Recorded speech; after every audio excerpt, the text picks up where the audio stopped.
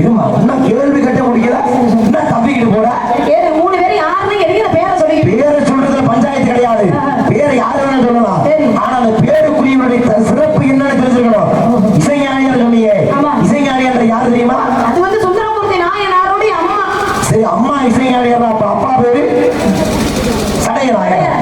இப்ப சுந்தரமூர்த்தி அம்மா மட்டுமில்லாம இசையாளி அந்த இறைவனை பணிந்த காரணத்தினால் அந்த அம்மாவை இடம்பெற்றார்கள் 63 நாயன்மார்கள்.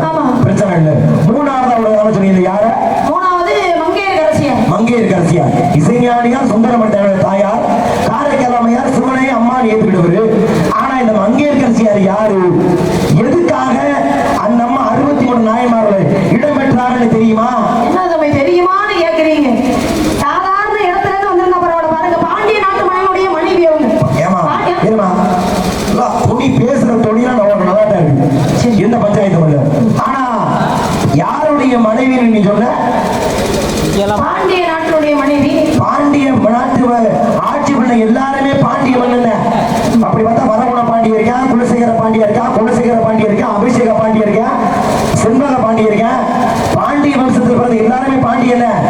பாண்டியனா எந்த பாண்டியன்? நான் நின்ற சீர் நெடுமாறன். அப்படி சொல்லு, பேரை சொல்லணுமா இல்லையா?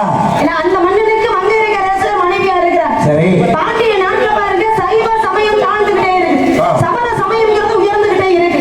அப்படி சைவ சமயம் தாழ்ந்து சமண சமயம் உயர்ந்துகிட்டே இருக்கும் பொழுது பாருங்க நாட்டுல இருக்க எல்லாரும் சமண சமயத்துக்கு மாறிடாங்க. அந்த அம்மாவுடைய கணவர் உட்பட பாண்டிய மன்னனே நோண்டாரு சமண சமயம் பெருசு அப்படின்னு அந்த பக்கம் மாறிட்டார். இவங்க ஒரே பெண் தான். என்ன நினைக்கிறாங்க? என்னடா சைவ சமயம் இப்படி தாழ்ந்துருச்சு, சமண சமயம் உயர்ந்துகிட்டே இருக்குது, சைவ சமயத்தை எப்படி மீட்டு கொண்டு வர்றது அப்படிங்கிறது அம்மாவுக்கு தெரியும். மதம் மாறிட்டாங்க, அமைச்சர் பெருமக்கள் மதம் மாறிட்டாங்க, நாட்டு மக்களும் மதம் மாறிட்டாங்க. ஆனா இந்த ஒரு அம்மா மனம் மாறி இருந்தாங்க, மதம் மாறி இருந்தாங்க அப்படின்னா மதுரையில மீனாட்சி அம்மன்ற ஒரு கோவிலே இருந்திருக்காது. ஆனா தனி ஒரு பெண்மணியாக இருந்து என்ன பண்றாங்க? திருஞான சம்பந்தருக்கு அழைப்பு விடுறாங்க. திருஞான சம்பந்தர் இருந்தது சோழ நாட்டுல, சீர்காழியில. ஆனா இந்த மாதிரி தான் மதுரையில பாண்டிய நாட்டுல தூது அனுப்பி வர வைக்கிறாங்க. சரி வந்தாரு. வந்ததுக்கு அப்புறம் பாண்டிய நாட்டில் சில போட்டிகள்லாம் நடந்துச்சு. இதெல்லாம் அனல்வாதம் புனல்வாதம் இந்த போட்டியெல்லாம் நடந்துச்சு. இப்படி நடக்கக்கூடிய போட்டிகள் எல்லாத்திலையும் சைவ சமயம் வெற்றி பெற்றுக்கிட்டே வருது, ஜெயிச்சிருச்சு. சைவம் சிறந்தது உணர்த்தினார் அந்த உலகத்துக்கு. சரி, அதை உணர்த்தின காரணத்தினால மீண்டும் சைவ சமயம் மீட்டெடுக்கப்பட்டது. திறமையான வந்திருந்தாலும் கூட அதற்கான முயற்சி எடுத்தது மங்கையர்கரசியார். அதனால 63 நாயன்மார்கள் அந்த அம்மா ஒரு மிகப்பெரிய நாட்டுல ஒரு மத சமயத்தை மீட்டெடுத்திருக்காங்கன்னா சாதாரண விஷயமா? மிகப்பெரிய விஷயம். அதனாலதான் இடம்பெற்றார்கள் மங்கையர்கரசியார் 63 நாயன்மார்கள். ஆனா சமய குறவர்கள் சொல்றோம் இல்லையா? யார் சொல்ற சமய குறவர்கள்? அப்பர் சுந்தரர், திருஞான சம்பந்தர், மாணிக்க வாசகர் என்று சொல்லக்கூடிய 4 பேர். இந்த 63 நாயன்மார்கள் அப்பர் இடம்பெறார். அப்பர்னா திருநாவுக்கரசர். சுந்தரர் இடம்பெறாரு, திருஞான சம்பந்தர் இடம்பெறாரு. ஆனா மாணிக்க வாசகர் சொன்னீங்க, அவர் இடம்பெறாரா? அவர் கிடையாது சுவாமி. எப்படி? அவர் ஏன் அது எதுக்காக அவர் இடம்பெறல? எதுக்காக இடம்பெறலன்னா எல்லாரும் இறைவனை வாழ்த்தி பாடினாங்க, எல்லாரும் வணங்கி பாடினாங்க, எல்லாரும் வணங்கி பாடினாங்க. ஆனா மாணிக்க வாசகர் மட்டும்தான் இறைவனையே வாழ்த்தினார். இறைவனை வணங்குவது பெரிய விஷயம் கிடையாது. ஆனா இறைவனையே நல்லா இருப்பான் வாழ்த்துறது. நமசிவாயம் வாழ்க, நானந்தார் வாழ்க, இமைப்படுவது வெண்ணெஞ்சு நீங்காதான் தாழ்வாழ்க, கோமடியாண்டு குறுமணி வந்தால் வாழ்க, ஆகமா என்று அன்னிப்பான் தாழ்வாழ்க, ஏகன் அநேகன் இறைவனை வாழ்க. ஒரு இறைவனை வாழ்த்தி பாடுவது என்பது மிகப்பெரிய விஷயம். ஆனா அதனால்தான் இன்னைக்கு ஆவடையார் கோயில மூலவராக சிவபெருமான் இருந்தாலும் கூட மாணிக்க வாசகர் இருக்கிறார் இல்லையா? அதனால மாணிக்க வாசகருக்கு இந்த 63 நாயன்மார்கள் இடம்பெறவில்லை என்றாலும் கூட அவருக்கு தனித்தன்மை அதிகம். அதனால அவர் ஒருபடி மேலே இருக்காரு.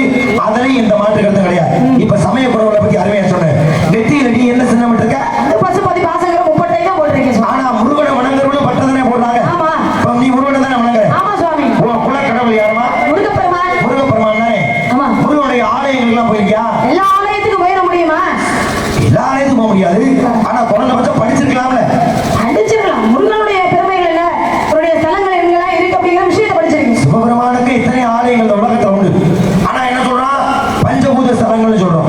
யாருடைய ஆலயத்தை? அது சிவனுடைய ஆலயத்தை சொல்லுவோம். அது மாதிரி முருகப்பெருமானுக்கு 1000 எவ்வளவோ ஆலயங்கள் இருந்தாலும் கூட அவருக்கு குறிப்பிட்டு ஒரு சில ஆலயம்னு சொல்றோம். எதை சொல்றோம்? குறிப்பிட்டு சொல்லணும்னா 6 படை வீடு அப்படின்னு சொல்லுவோம். 6 படை வீடுகள். பேரு தெரியுமா? நினைச்ச இந்த வசனம் வாயில் வரும். தெரியாம வர முடியுமா? அஸ்திவாரம் சரியா இருந்தா கட்டணம் கொஞ்சம் நல்லா பலமா இருக்கும். எவ்வளவு தூரம்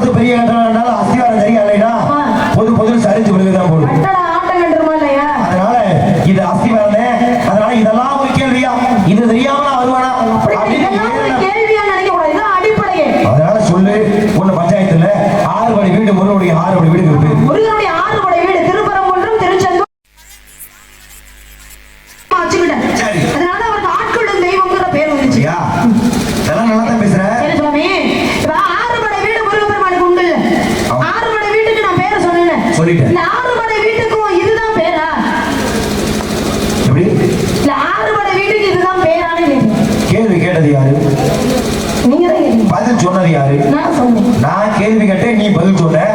சொன்னதை நானும் ஒத்துக்கிட்டு அடுத்த இடத்துக்கு போயிட்டேன். அப்புறம் என்ன சேட்டை அவனுக்கு? திரும்ப நான் பேர் சொன்னேன், அது சரிதானா? அதான் உண்மை. அப்படி கேட்கல சுவாமி, சரிதானே கேட்கல. என்ன ஆறுபடை வீடுங்கிறது ரொம்ப நல்ல பிள்ளை மாதிரி அப்படிலாம் கேட்கவில்லை சுவாமி. என்னை போட உடம்பு முழுக்க விஷந்தானு எனக்கும் தெரியும், ஊர்ல பாக்குற எல்லாருக்கும் தெரியும். இப்ப எவ்வளவு அழகா சிரிச்சு நான் பேசிக்கிறீங்க. ஏதாவது கோவப்படுறேன்னா நல்லவா போயிருக்கு. ஆனா அது விஷம் இல்லைன்னு அர்த்தமா? எப்படி அது நல்லவா போறக்க உன்னை பார்க்க நல்லா நினைச்சிட்டேன். ஆனா உனக்குள்ள அதுல இருக்கோட விஷம் அதிகமா தான் இருக்கு. அதனால இந்த நடிக்கிற வேலை வைக்க வேணாம். இப்ப என்ன உன் பிரச்சனை? இப்ப ஆறுபடை வீட்டுக்கு பேர் நான் சொல்லியிருக்கேன். சொல்லிட்டேன்.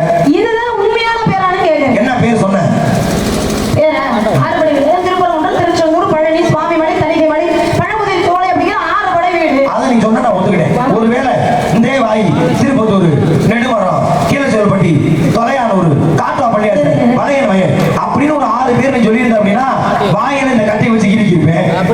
ஆனா நீ அப்படி சொல்ல வர வழியில வர ஊர் பேரை தான் சொல்லி அதான் சொல்றேன். எகத்தாலே தான் வந்து பேச தெரியல. ஒரு சரியான பேரை சொன்னால் எதிரியாக இருந்தாலும் ஆமோதிக்கிறது என்னுடைய கடமை.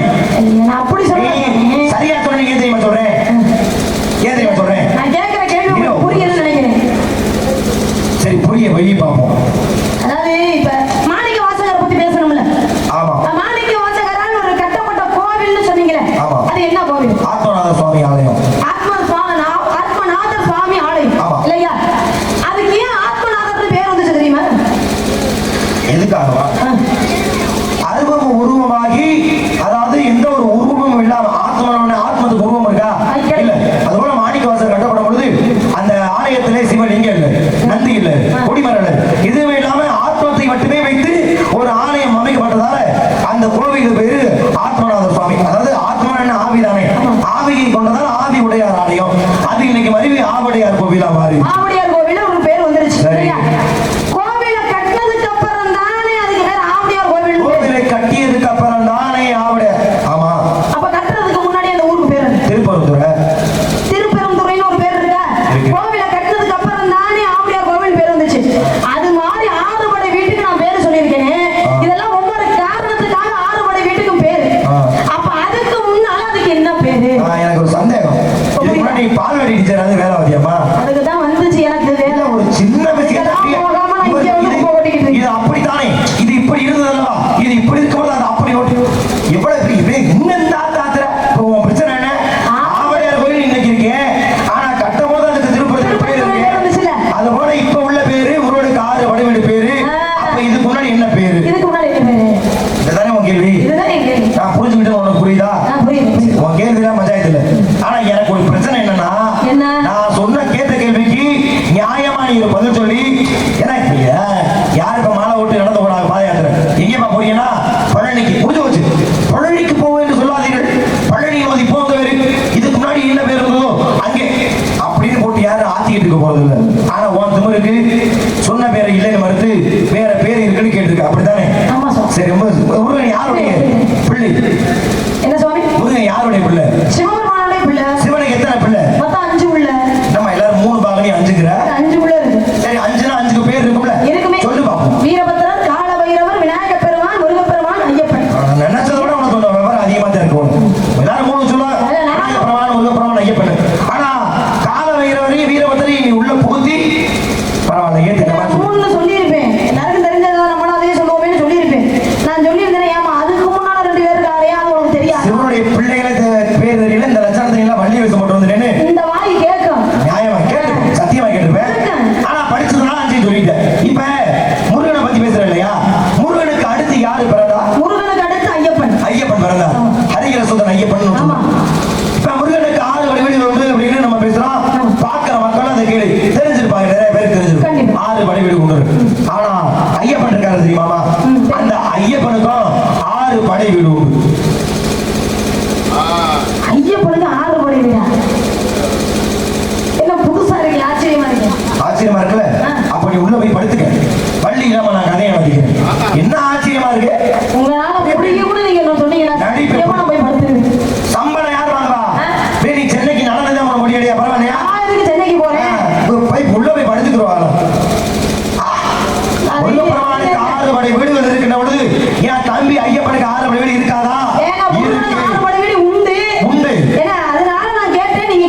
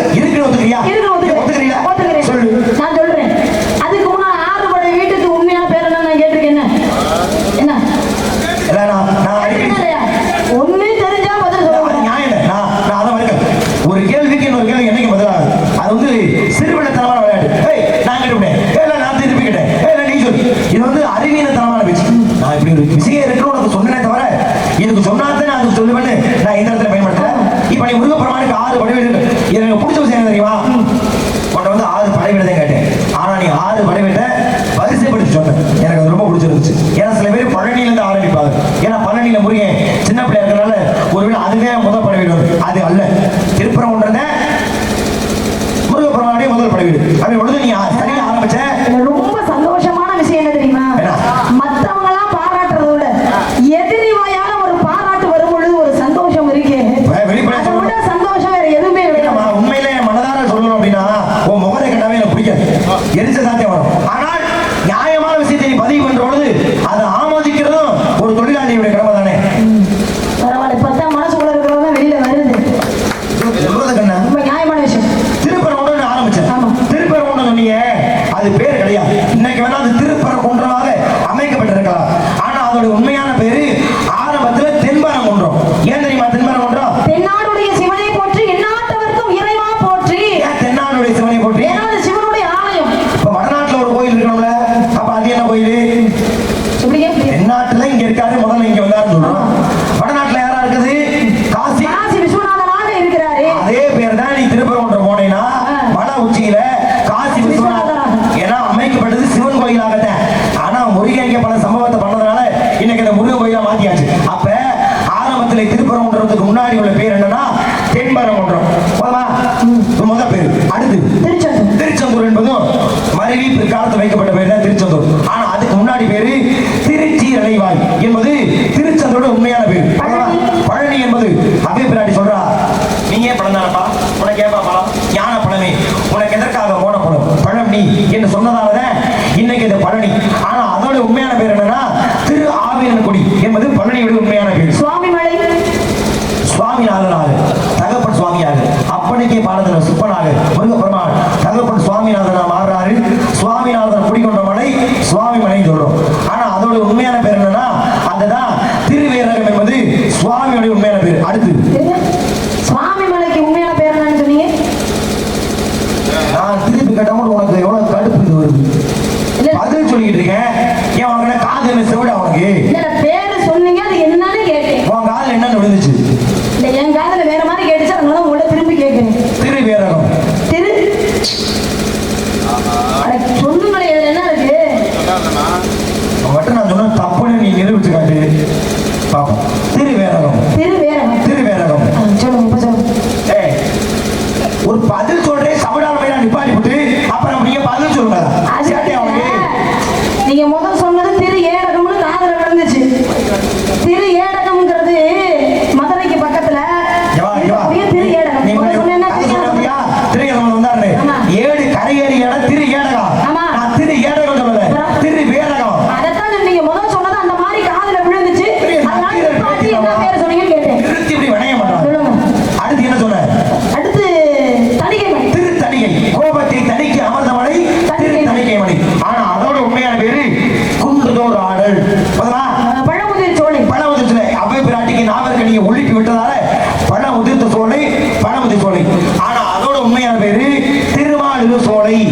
6 படைவீட்டுக்கும் உண்மையான பேர். என்ன ஒத்துக்கிட்டீங்கள? என்ன முறைக்கிற? யார முறைக்கிற தானே? என்னமா அதே அப்பா என்னைய பதில் சொல்றதுக்கு வற்புறுத்த மட்டும் உன்னை சிரிச்ச. உண்மையை சொன்னது ஒத்துக்கிட்டா நீ அவரே நீ முறைப்பியா? சொன்னா ஒத்துக்கிட்டீங்களா? அதோட நிப்பாட்டு. இப்ப இது ஒத்துக்கிறேன். ஆமா, எதிரியா இருந்தாலும் உண்மையை சொல்லும்போது அப்பா உன் பாராட்டுலாம் தேவை கிடையாது. நான் சொன்னது ஒத்துக்கிட்டீங்களா? இப்ப ஐயப்பனுக்கும் 6 படைவீடு உண்டு. உண்டு. சொல்லு. 6 படைவீடு ஐயப்பனுக்கு உண்டு. அச்சங்கோவில், ஆரியங்காவு, குளத்துப்புழை, எரிமேனி, பந்தளம், சபரிமலை அப்படிங்கிற 6 படைவீடு ஐயப்பனுக்கு உண்டு. வெக்கமா நான் சொன்ன பேர் எல்லாம் வருதா? சொன்னதான் ஆளாலும் மலைக்கு போகும்போதே அந்த வழியா தான் போயிருப்பாங்க. ஆனா 6 படைவீடு அதுல இருந்து. ஆனா அது 6 படைவீடு. உனக்கு வெக்கமா இல்ல? நாக்கு கூசல? எல்லாருக்கும் தெரிஞ்ச ஒரு 6 பேர் சொல்லிட்டேன்னா நீ சொன்னது உண்மையாயிருமா? உண்மை இல்லைங்கிறீங்க, நீங்க என்ன மறந்து பேசுங்க. இருமா, அப்படிதான் உன்னை திட்டலாம் நான் காத்து கொண்டு இருந்தேன். தப்பான பதில் சொல்லியிருந்தேன் அப்படின்னா. ஆனா அப்படி இல்லாம ஏத்துக்கிறவன் சொன்ன பாத்தியா, அதை நான் பாராட்டுகின்றேன். அப்படி பாராட்டுறீங்க நீங்க. சரியா?